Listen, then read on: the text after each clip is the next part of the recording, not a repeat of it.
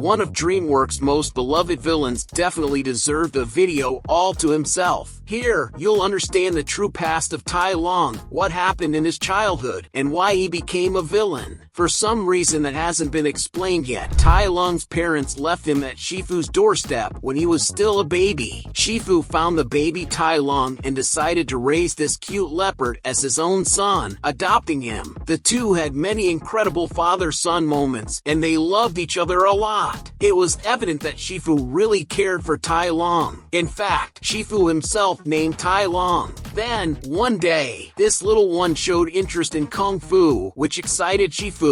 At that moment, he said, "I will train this leopard in Kung Fu, and he will be the Dragon Warrior." This is going to cause a lot of trouble for Shifu later on. But before that, this is Cine Lovers, your channel about movies and animations. Whenever they trained, Shifu told Tai Lung that he would be the Dragon Warrior, that he was very good, and this stuck in Tai Lung's mind from a young age. The true Dragon Warrior would receive the coveted Dragon Scroll. No one knew what was inside, they just knew it was important. But just as Master Oogway and Master Shifu were about to give Tai Lung the title of Dragon Warrior, the turtle said, "Stop right there. This Tai Lung will not receive any scroll, let alone be the Dragon Warrior, because I saw malice and darkness in his heart." Tai Lung didn't understand because Shifu had said his whole life that he would be the Dragon Warrior. When it was finally time for him to be, he wasn't. Instead of saying something and at least asking Oogway if there was another way, Shifu remained silent, unsure of what to say. This left Tai Lung very upset and angry because he expected more from his father and master. Remember that Shifu is both the master and adoptive father of Tai Lung, so his actions were crucial for Tai Lung. Seeing his father not say anything and realizing that all his years of effort for that goal were in vain made him very angry. He destroyed the entire valley, wreaked havoc, and vented his anger on the valley's population, who had nothing to do with what was happening. Moreover, he wanted more. He was upset that he wasn't chosen and with his father's attitude. So, he invaded the Jade Palace and tried to steal the Dragon Scroll. But Shifu and Oogway were there. Did he get scared and leave? Of course not. The desire to be the Dragon Warrior was so strong that he confronted the two. Shifu tried to stop him, but couldn't. He remembered Tai Lung's childhood and couldn't destroy what he had created. Then the most powerful turtle on Earth intervened and neutralized Tai Lung. Then, what did they do with the angriest leopard of them all? They sent him to prison, a prison that was built especially for Tai Lung, Chorgam Prison. Do you know how this place worked? Well, I'll tell you. In this prison, there were 1,000 guards, and Tai Lung was the only prisoner. 1,000 guards to watch over him. There was only one entrance and one exit, and Tai Lung stayed there in the back. As the guards themselves said, it was impossible to escape from there. But 20 years after his imprisonment, Master Oogway had a vision that Tai Lung would return. Shifu was desperate and asked his messenger to inform the prison to reinforce security. Everyone made fun, saying that there was no way Tai Lung could escape from there, and they provoked the beast. Why provoke him? Tai Lung managed to get rid of it using a feather, the feather from the messenger that Shifu sent. Brave as always, he managed to get rid of everything that was holding him, even the chains. And Tai Lung fought against various soldiers, 1,000 guards against one prisoner. There's a moment when a lot of rocks were falling because the bridge he was on was destroyed, and even so, he managed to climb the falling rocks. Then several soldiers exploded. He managed to escape from prison. If they hadn't rushed and sent the messenger and hadn't provoked him, Tai Lung would still be in prison.